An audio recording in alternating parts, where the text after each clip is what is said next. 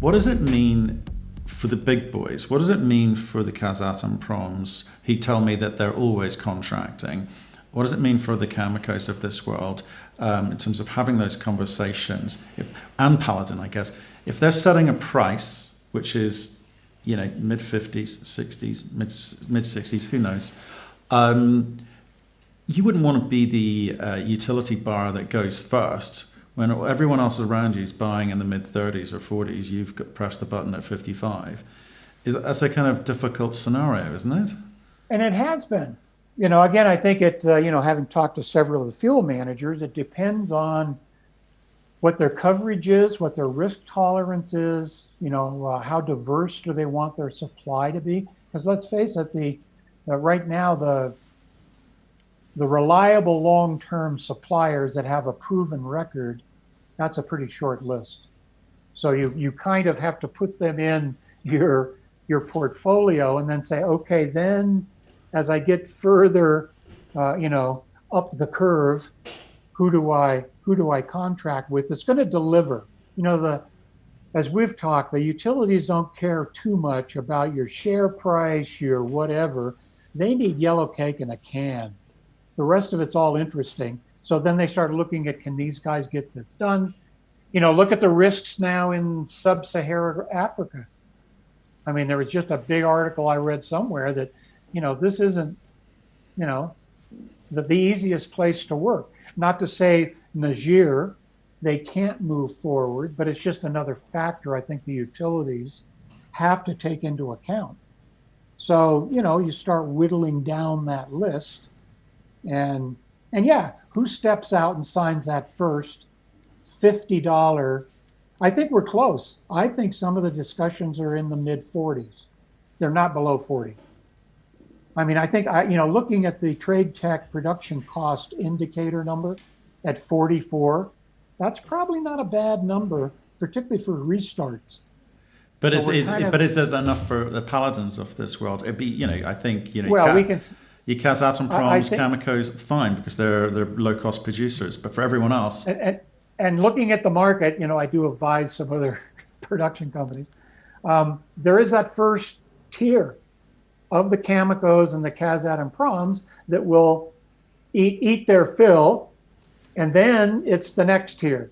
And who's in that tier? Well, then we could name the 5 or 6 companies that either have care and maintenance or close to, hopefully moving forward with financing. And then there's the next tier. So, but as a utility, do you want to be the first guy at 50 or the last guy at 70? You've got to. But that's why they stampede. If we were to see the price go from reportedly 38 to 45 to 50, they'll go, uh-oh, I better get out there. But there's the kind of threshold. Why I'm interested in how the math works, because your tier ones collectively your tier ones probably produce 60% of the market, right? No. Right. So that's a big number. There's also a very big number that's not being supplied. So your tier twos, who need more than your mid 40s, are going to need to be incentivized.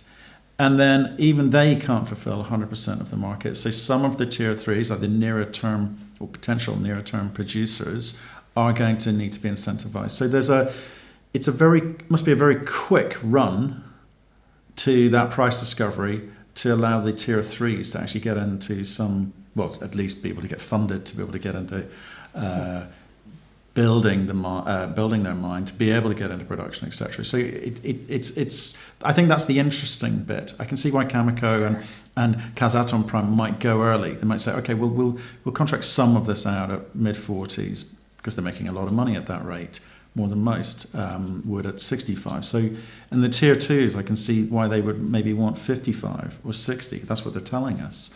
So what does that time frame look like? I mean, how do we work out what we're looking at? There's a presumption that the utilities just start filling up their portfolios to 100% of what they need. That isn't going to be the case. They'll get up and maybe they'll swallow hard and sign that $60 final contract, and it leaves somewhat of a gap. And they go, I'll take the risk. I mean, I think there's going to be enough production. These guys are going to come on. So I'm going to not fill my book up out in the future. In other words, I'm okay like they are today. 2-3 years, then it's a bit lower coverage, and then, so again, all of that needs to be taken into account when one looks at how do you put together your term contracts. So yeah, it's not just going to be one day everybody's ready to sign 100% of their needs for the next 20 years. It doesn't work that way. So